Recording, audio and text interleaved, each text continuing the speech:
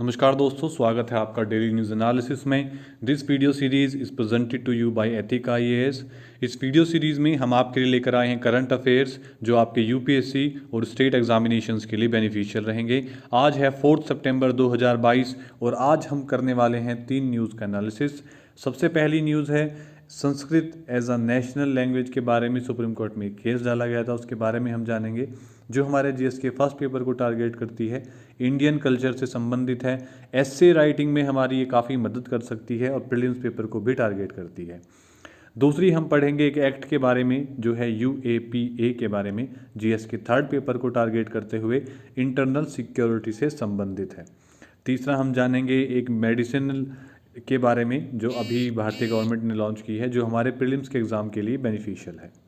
Video में आगे बढ़ने से पहले मैं आपसे रिक्वेस्ट करूंगा कि आप इस चैनल को सब्सक्राइब कीजिए, बेल आइकन जरूर दबाइए ताकि जैसे ही वीडियो ऑनलाइन आती है आप अपने करंट अफेयर के सेक्शन को कंप्लीट कर सकें और करंट अफेयर से जो भी आपका अप टू डेट जब भी चीज़ें चल रही हैं उनसे अप टू डेट रह सकें।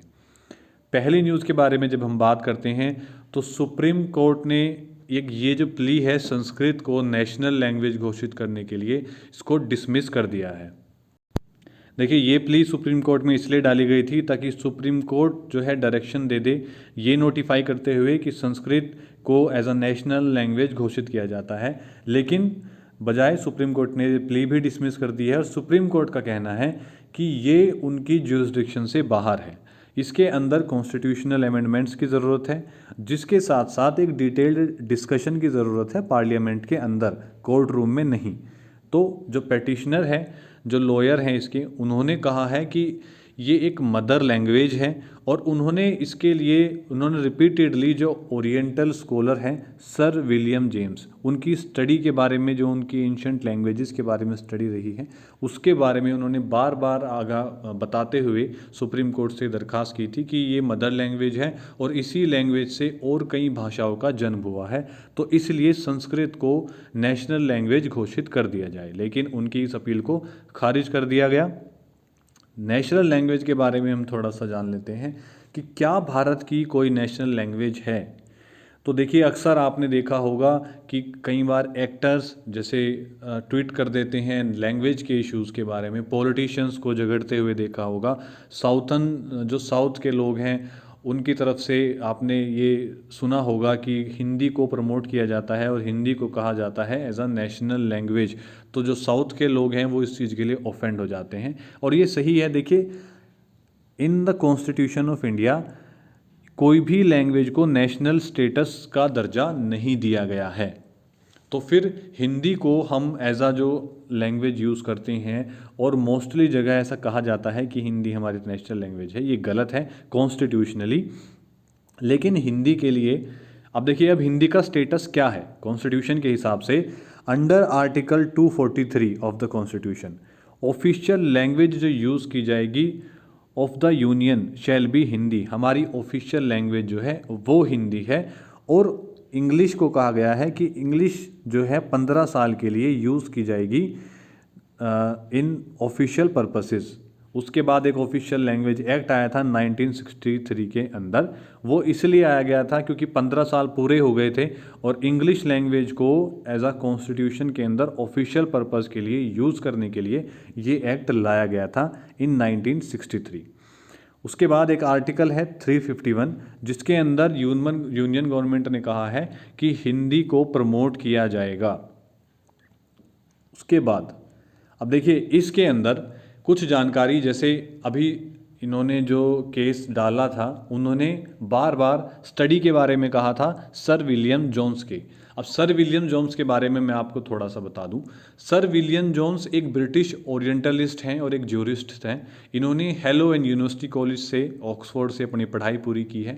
ये काफ़ी ज़्यादा लैंग्वेजेस के जानकार रहे हैं। अपने जीवन के अंत तक ये 28 भाषाओं के जानकार हो चुके थे, जिसके अंदर चाइनीज़ भी इंक्लूडेड है। चाइनीज़ को one of the toughest language माना जाता है। इन्होंने 1784 में एशियाटिक सोसाइटी ऑफ बंगाल भी बनाई थी टू एनकरेज ओरिएंटल स्टडीज़, भाषाओं की पढ़ाई से संबंधित उसको एनकरेज करने के लिए इन्होंने ये एक एशियाटिक सोसाइटी बनाई थी बंगाल में। और इनका कहना था कि जो संस्कृत है वो मदर लैंग्वेज है और संस्कृत से ही संबंधित है लैटिन भी, ग्रीक भी, और बाद में उन्होंने कई सारी लैंग्वेज इससे जोड़ी थी जिसके अंदर जैपनीज़ और कोरियन भी आती है। तो इस बिना पर ये जो लॉयर हैं इन्होंने ये पिटीशन डाली थी जो इनकी खारिज हो गई है। अब इसके अंदर इम्पोर्टेंट हो जाते हैं आपके लिए सर विलियम जोन्स, इसके लिए इम्पोर्टेंट हो जाते हैं आपके लिए हिंदी का स्टेटस, हिंदी से संबंधित आर्टिकल, जितने भी एक्ट्स अब तक लैंग्वेज से संबंधित आए हैं वो सभी एक्ट्स, और सुप्रीम कोर्ट का जो स्टैंड रहा है, सुप्रीम कोर्ट का स्टैंड अलग अलग मुद्दों पर जो लैंग्वेज से संबंधित आज तक रहे हैं। इसके बाद हम बात करते हैं अपनी दूसरी न्यूज़ के बारे में।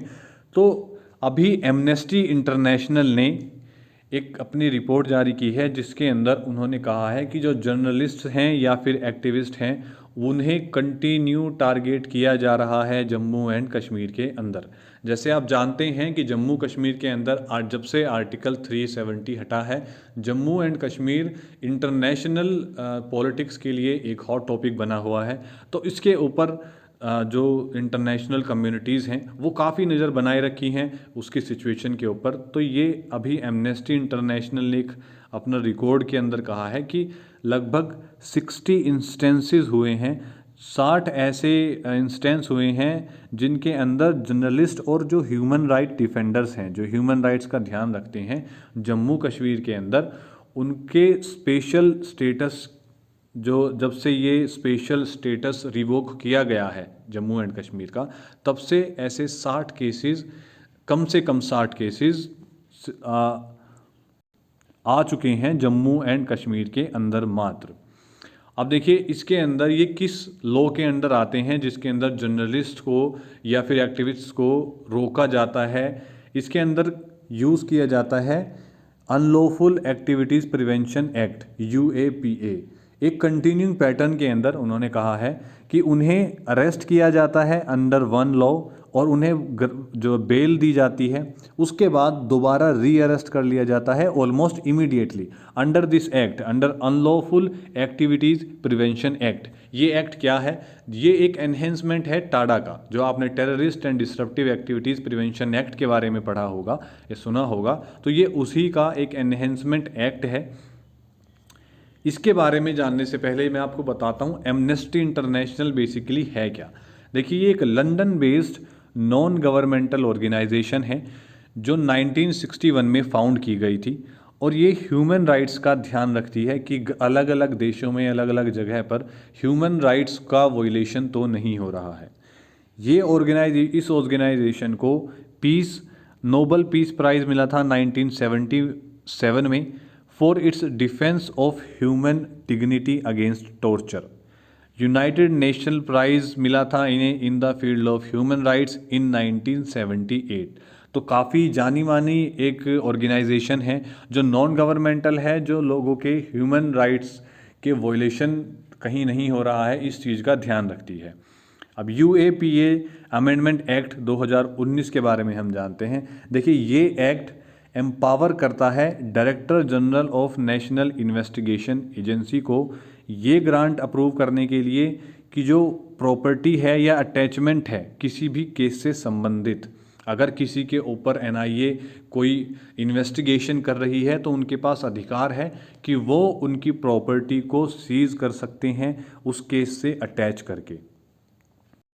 नेशनल इन्वेस्टिगेशन एजेंसी के जो डायरेक्टर जनरल हैं फ़िलहाल वो दिनकर गुप्ता जी हैं। और देखिए ये जो एजेंसी है ये वर्क करती है एक central counter terrorism law enforcement agency के तौर पर भारत के अंदर, और इसे इस्टेब्लिश किया गया है NIA एक्ट 2018 के अंदर।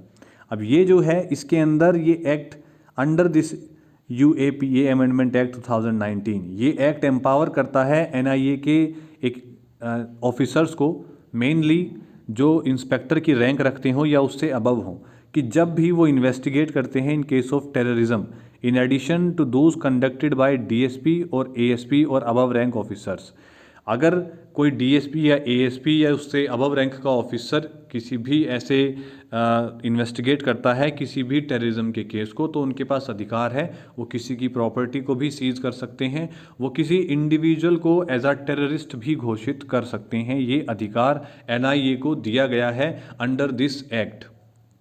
तो इसके अंदर आपके लिए इम्पोर्टेंट हो जाते हैं एमनेस्टी इंटरनेशनल के द्वारा दिए गए कोई भी, अगर कहीं ह्यूमन राइट्स वॉल्यूशन के बारे में जो इनकी रिपोर्ट्स आती हैं वो आपके लिए इम्पोर्टेंट हो जाता है एनआईए की वर्किंग। और यहाँ कहीं ना कहीं आपके लिए देखिए इम्पोर्टेंट हो जाती हैं 370 आर्टिकल, क्योंकि इस रिपोर्ट से इसके बारे में इसको रिवोक किया गया है, इसके बाद क्या इशू रहे हैं, इससे पहले किस तरीके से मैनेज किया जाता था, ये सभी चीज़ें यहाँ आपके लिए इम्पोर्टेंट हो जाती हैं। थर्ड न्यूज़ के बारे में हम बात करते हैं तो हमारे union minister of science and technology doctor Jitendra Singh ने अभी अनाउंस किया है कि एक साइंटिफिक कंप्लीशन हुआ है एक मेडिसिन का जिसका नाम है सर्वावैक, जो इंडिया की पहली indigenously developed quadrivalent human papilloma virus vaccine है। ये प्रिवेंट करती है सर्वाइकल कैंसर को। देखिए सर्वाइकल कैंसर के बारे में कहा जाता है कि ये दुनिया का सेकंड मोस्ट प्रिवेलेंट कैंसर है, सबसे कॉमन बीमारी है दुनिया की, सेकंड सबसे कॉमन कैंसर है ये सर्वाइकल कैंसर के बारे में कहा जाता है। इंडिया के अंदर nearly 1/5 of the world cervical cancer death होती हैं डिस्पाइट बीइंग लार्जली प्रिवेंटेबल, जिसके अंदर बहुत सारे जो केसेस हैं उनके अंदर इसको प्रिवेंट कर लिया जाता है, उसके बावजूद भी पूरी दुनिया की 1/5 जो फेटेलिटी है, डेथ्स हैं, वो इंडिया के अंदर होती हैं। और मेन कारण क्या है, सर्वाइकल कैंसर जो है वो होता किस वजह से है? ये होता है ह्यूमन पापिलोमा वायरस की वजह से। अब ये जो ह्यूमन पापिलोमा वायरस है ये क्या है? ये एक most commonly sexually transmitted infection है जो मेनली सेक्सुअल कॉन्टैक्ट की वजह से फैलता है। देखिए कुछ टाइप इसके ऐसे हैं जो वैक्सीन से ठीक हो जाते हैं इस HPV वायरस के, लेकिन उसके अंदर ट्रीटमेंट हेल्प करती है। अगर आपका जो कंडीशन है वो अनक्योरेबल हो चुकी है तो ट्रीटमेंट हेल्प ज़रूर करता है, लेकिन वो टोटली क्योर्ड नहीं है। ये एक क्रोनिक डिजीज़ है, ये आपको कई सालों तक भी रह सकता है, हो सकता है कि ये 2 सालों तक आपको रहे और फिर खुद से ठीक हो जाए, या फिर ये लाइफ लॉन्ग भी रह सकता है। ये डिजीज़ ट्रांसमिट हो सकता है मदर से बेबी को। उसके बाद देखिए अब पता कैसे चलेगा कि आपको HPV वायरस है? होता क्या है कि जैसे आप सेक्सुअल कांटेक्ट में आते हैं, सेक्सुअल कांटेक्ट में आने के बाद ये एक इन्फेक्शन की तरह फैलता है जो मोस्टली जेनाइटल पार्ट्स तक ही सीमित रहता है, और ये मेनली जेनाइटल वॉर्ड्स के रूप में होता है, जिसमें 9 out of 10 टाइम्स ये अपने आप ही ठीक हो जाता है, जिसके अंदर ये लगभग 2 साल तक लेता है कभी कभी कुछ केसेस के अंदर ठीक होने के लिए। लेकिन अगर ये ठीक नहीं होता है तो ये अनक्यूरेबल हो जाता है और इसके बाद ये बन जाता है सर्वाइकल कैंसर के रूप में, जो एक सेक्सुअली ट्रांसमिटेड इन्फेक्शन है। अब ये पता कैसे चलता है कि ये आपको HPV वायरस है? तो आपके जेनाइटल ऑर्गन्स में ये एक स्मॉल बम्प्स के रूप में उभरता है। कई बार वो एक छोटा दाना भी हो सकता है और कई बार वो बम्प कोई ग्रुप में भी हो सकते हैं आपके जेनाइटल एरिया के पास। इंडिया के अंदर 1/5 ग्लोबल बर्डन है इसकी डेथ्स का। अब देखिए वैक्सीन के बारे में कहा जाता है कि जो वैक्सीन है, ये जो वैक्सीन बनाई गई है, ये एंटीबॉडीज़ प्रोड्यूस करती है और ये मेनली इफ़ेक्टिव है तब जब इसको लगाया जाए उससे पहले कि जो बच्चे हैं वो पहले सेक्सुअल इंटरकोर्स से पहले ये दवाई लग जानी चाहिए, तब इसको प्रिवेंट किया जा सकता है। लेकिन ये क्लियर नहीं है कि ये दोबारा नहीं होगी। अगर सेक्सुअल इंटरकोर्स से पहले ही इस मेडिसिन को यूज़ कर लिया जाता है तो इस डिज़ीज़ को क्योर किया जा सकता है, लेकिन अगर आपको डिज़ीज़ हो चुका है तब ऐसा हो सकता है कि आपको इसमें मदद मिले। देखिए लेकिन ये पूरी तरीके से क्योरेबल नहीं है। जो आपको इसके अंदर मेडिसिन लगाई जाती है वो बच्चों के अंदर 2 मेडिसिन लगाई जाती है बिफोर दे टर्न, एक ऐसी एज में वो आए जिसके अंदर वो सेक्सुअली एक्टिव रह सकते हैं, उससे पहले उनको 2 डोजेज लगती हैं। और जो लोग एक एज से ऊपर हो चुके हैं उनको इसके अंदर 3 डोजेस लगती हैं। So that's all for today. Thank you for watching the video. अगर वीडियो आपको पसंद आया है तो वीडियो को लाइक कीजिए, शेयर कीजिए, चैनल को सब्सक्राइब कीजिए और बेल आइकन जरूर दबाइए ताकि जैसे ही आपकी वीडियो ऑनलाइन आती है आप अपने करंट अफेयर्स के सेक्शन को कंप्लीट कर सकें, करंट अफेयर्स से अप टू डेट रहें। थैंक यू, नमस्कार।